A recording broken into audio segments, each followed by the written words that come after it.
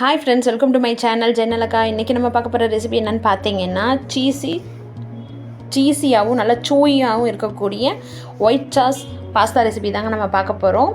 நல்லா அவ்வளோ டேஸ்டியாக இருக்கும். மார்னிங் பிரேக்ஃபாஸ்ட்டுக்கு கண்டிப்பாக ட்ரை பண்ணி பாருங்கள். டீட்டெயிலான வீடியோஸ்க்குள்ளே போகிறதுக்கு முன்னாடி மறக்காமல் நம்ம சேனலை சப்ஸ்கிரைப் பண்ணி பெல் பட்டனை கிளிக் பண்ணி ஆள் கொடுத்துருங்க. அப்போ தான் நாங்கள் போகிற வீடியோஸ் எல்லாம் உடனே நோட்டிஃபிகேஷன் ஆகும். அதுக்கு ஃபஸ்ட்டு ஒரு சட்டியில் தண்ணி எடுத்து வச்சுக்கோங்க. தண்ணி நல்லா கொதிச்சு வரட்டும். கொதிச்சு வரலாட்டி நம்ம பாஸ்தாவை நல்லா கழுவிட்டு அந்த சுடுதண்ணியில் போட்டுருங்க. தேவையான அளவு உப்பு, 2 ஸ்பூன் எண்ணெயை விட்டு 10 நிமிஷம் பக்கத்துலேயே நல்லா கிண்டி கொடுங்க. அப்போ தான் கீழே போய் ஒட்டாமல் நல்லா வெந்து வரும். ஒரு காணை தனியாக நம்ம வேக வச்சு அதையும் எடுத்துக்கலாம்.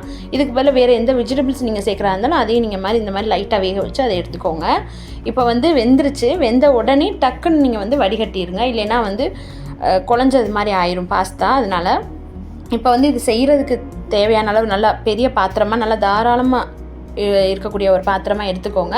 அது சட்டி ஹீட் ஆனதுமே 1 ஸ்பூன் பட்டர் இல்லைன்னா கீ எது வேணாலும் சேர்த்துக்கலாம். அதில் 1 டேபிள் ஸ்பூன் மாவு சேர்த்துருக்கோம். நம்ம மைதா மாவு சேர்த்துருக்கோம். நீங்கள் கோதுமை மாவு கூட அதுக்கு ஆப்ஷனலாக நீங்கள் சேர்த்துக்கலாம். லைட்டாக அதில் ரோஸ்ட் பண்ணிக்கோங்க. அந்த நெய்யிலேயே லைட்டாக ரோஸ்ட் பண்ணிவிட்டு 1 டேபிள் ஸ்பூன் மாவுக்கு பார்த்திங்கன்னா 1 கப்பு பால் நம்மளுக்கு தேவைப்படும். அப்போ தான் அந்த ஒயிட் சாஸ் நல்லா க்ரீமியாக இருக்கும்.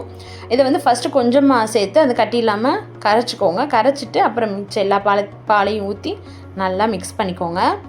பால் லைட்டாக திக்காய் வரும்போது இப்போ கட்டி இல்லாமல் நல்லா இதாகிடுச்சு. நல்லா மிக்ஸ் பண்ணிவிட்டு இதில் ஒரே ஒரு பல் கார்லிக் நல்லா துருவி இதோட சேர்த்துக்கோங்க. இல்லை பொடியாக வெட்டி சேர்த்துக்கோங்க. இது இல்லைன்னா உங்கள்கிட்ட பொடி இருந்தால் கூட இந்த டைமில் சேர்த்துக்கோங்க. உங்களுக்கு கார்லிக் டேஸ்ட் பிடிக்காதுன்னா அதை ஸ்கிப் பண்ணிக்கோங்க. சரி, இப்போ தான் இந்த ஸ்டேஜில் தான் நம்ம உப்பு சேர்த்துக்க போகிறோம். இந்த சாஸுக்கு தேவையான அளவு உப்பு ஃபஸ்ட்டே நீங்கள் சேர்த்துட்டிங்கன்னா பால் திரிஞ்ச மாதிரி ஆயிரும். இப்போ ஃப்ளேவருக்காக நம்ம என்ன சேர்க்குறோம்னா சில்லி ஃப்ளிக்ஸும் ஆரிகேனோவும் நம்ம சேர்த்துக்கிறோம். அப்போ தாங்க அது நல்ல ஃப்ளேவராக இருக்கும். ப்ளெயினாக இல்லாமல் அது போட்ட உடனே நம்ம நம்மளோட பாஸ்தாவே அது கூட சேர்த்து நல்லா மிக்ஸ் பண்ணிக்கோங்க.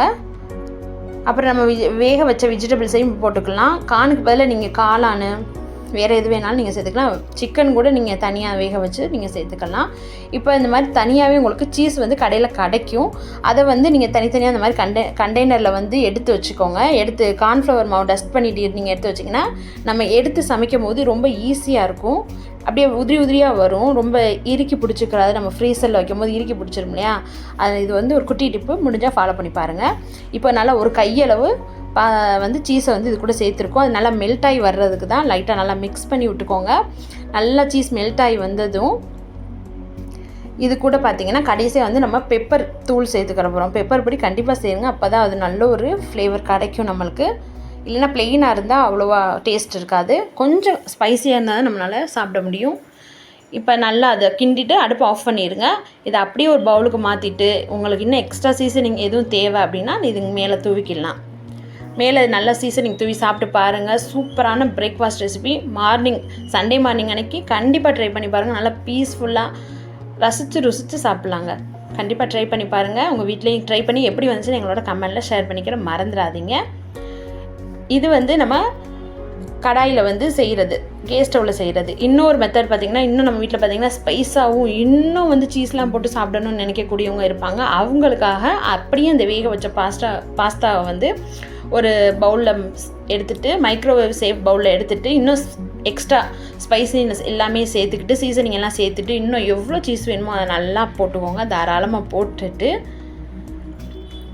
நம்ம வீட்டில் இந்த மாதிரி வீட்டுக்கு ஒருத்தவங்க கண்டிப்பாக இருப்பாங்க. நல்லா தூவிக்கோங்க. சீஸை நல்லா மேலே தூவிக்கோங்க. பாருங்கள் எவ்வளோ ஸ்பைஸியாக அவ்வளோ டேஸ்ட்டாக இருந்துச்சுங்க. கண்டிப்பாக ட்ரை பண்ணி பாருங்கள். இது கண்டிப்பாக நாங்கள் செஞ்ச அளவுகள் பூராமே பார்த்திங்கன்னா ஒரு 7-8 பேர் நல்லா சாப்பிட்லாம். சரிங்களா? இப்போ ஓவனில் பவுலை உள்ளே வச்சுட்டு மைக்ரோவேவில் 800 டிகிரி செல்சியஸில் பார்த்திங்கன்னா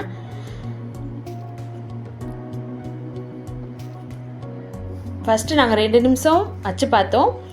அப்புறம் அது மெல்ட் ஆகலை அந்தளவுக்கு. அதனால் நாங்கள் 4 நிமிஷம் கரெக்டாக வச்சோம். உங்களோட ஓவனை பொறுத்து ஹீட் மாறும். அதை அட்ஜஸ்ட் பண்ணி நீங்கள் மெல்ட் ஆகிற மாதிரி வச்சுக்கோங்க.